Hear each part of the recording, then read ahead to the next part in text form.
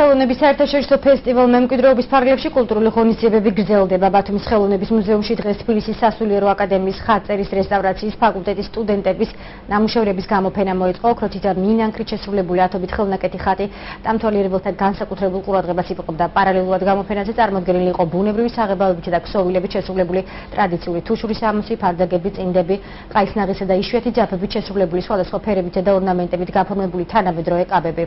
გამოფენის მიზანს ქართული ტრადიციული სამოსის დემონსტრირება, მისი ორიგინალურობის ხაზგასმა და ქართული იკონოგრაფიული ნიმუშების წარმოშენა წარმოადგენდა. მსგავსი კულტურული აქტივობები ბათუმში 27 მაისის ჩათვლით გაგრძელდება. ეს გახლავთ საქართველოს სასულიერო აკადემიის ხატწერის კათედრის სტუდენტთა ნამუშევრები და პედაგოგთა ნამუშევრები.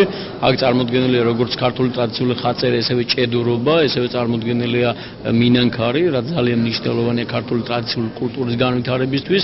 ვფიქრობ, რომ დღეს მნახველს ექნება საშუალება ნახოს, თუ როგორ შეიძლება ისწავლოს და როგორ იყო ქართული ტრადიციული სკოლა ხატწერაში. წარმოდგენილია როგორც კურსდამთავრებულების, ასევე მესამე კურსელების, დიპლომატების, მეოთხე კურსი 4 წლიანი ჩვენი სწავლება და პედაგოგების და ესე იგი სტუდენტების ერთად შესრულებული ნამუშევრები. ვაგრძელებთ ტრადიციას, ანუ ეს ქართული და რა თქმა უნდა ბიზანტიურსაც არის აქ ხელოვნების აღდგენა, რაღაცა რესტავრაცია და ასევე განვითარება, ეს არის ჩვენი მეთოდი, რომელიც აუცილებელია განვითარებისთვის. წარმოდგენილი მაქვს გამოყენებითი ხელოვნების ნიმუშები, შესრულებულია ხელით ეს ნამუშევრები, აღებული მაქვს უძველესი ქართული დეტალები და შევასრულე თანამედროვე გამოყენებითი ხელოვნების ნიმუშები. მიზანი ის არის, რომ შევინარჩუნოთ უძველესი ქართული ორნამენტი